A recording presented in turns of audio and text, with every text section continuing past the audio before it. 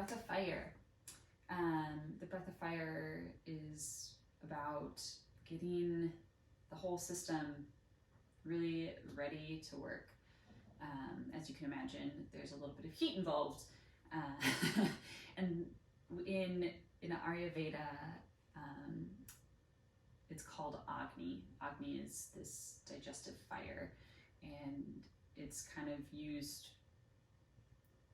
in my understanding, it really signifies what inspires transformation. And with digestion, that transformation is breaking down of food and processing it into receivable nutrients.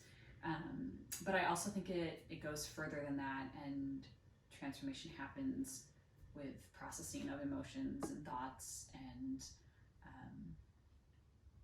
foreign antibodies and that kind of thing too. So I really find that this is a practice that benefits more than just the digestive system. Additionally, when we're working the core, we're actually strengthening and engaging our abdominal muscles, and those are so important to helping our back and maintaining a really solid and supported posture, which is kind of important for all of our movements. So, digestive fire, breath of fire. And you can do this in a couple different ways. You can do this seated on a chair. Again, if you have like knee pain or anything like that, I definitely recommend sitting. And you could do it sitting on the ground cross-legged, or you can do it standing kind of at a 45-degree angle like this. This is going to be the most challenging because it's got the most gravity resistance. But for today, I will show you sitting down on the floor, because I think it's a really good place to start, especially if you haven't done this before, or you're really just beginning to work with your core. And I think it's a good spot. So what we're doing here is a pretty simple breath work, but it does take a little bit of focus. So we're breathing in through our nose, but feeling the lower cavity. So you just really feel your abdominals rather than filling your chest. And then using your lower core, you are going to force that breath out through your mouth. So in, out, in, out, in, out.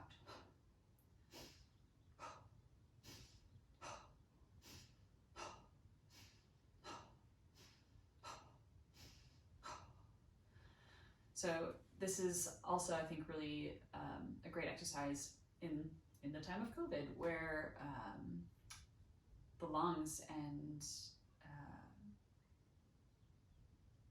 breath can be affected, and so we're trying to do a little bit of extra work to keep them healthy and strong.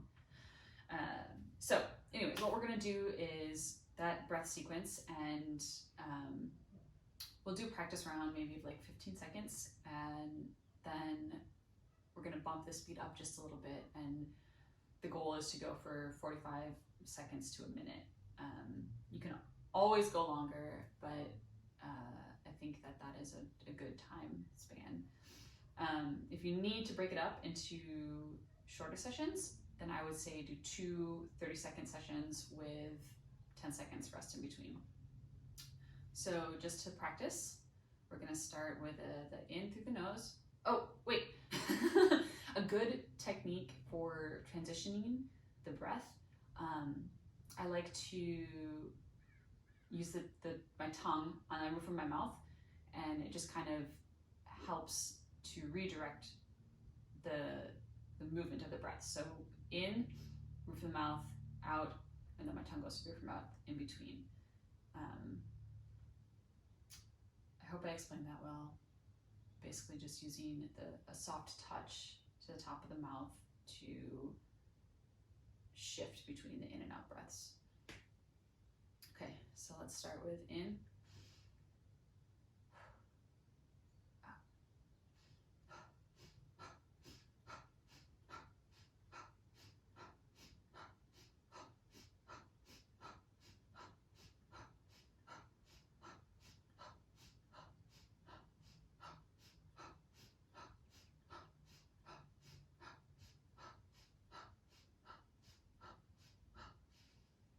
Cool.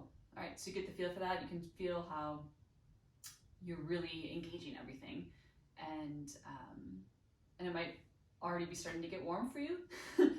I'm just gonna grab my timer really quick, and we can do a slightly quicker pace. And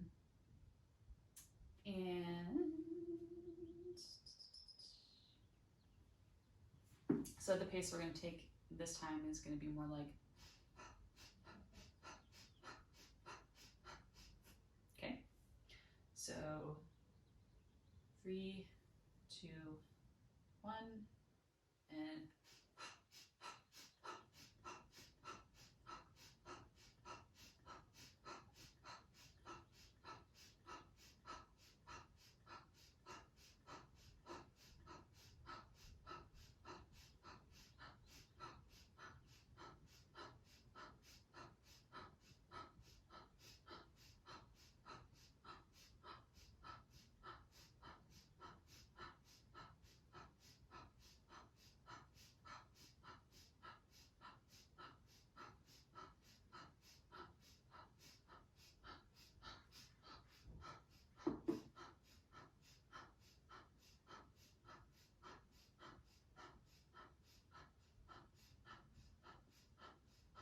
ten more seconds. You got it.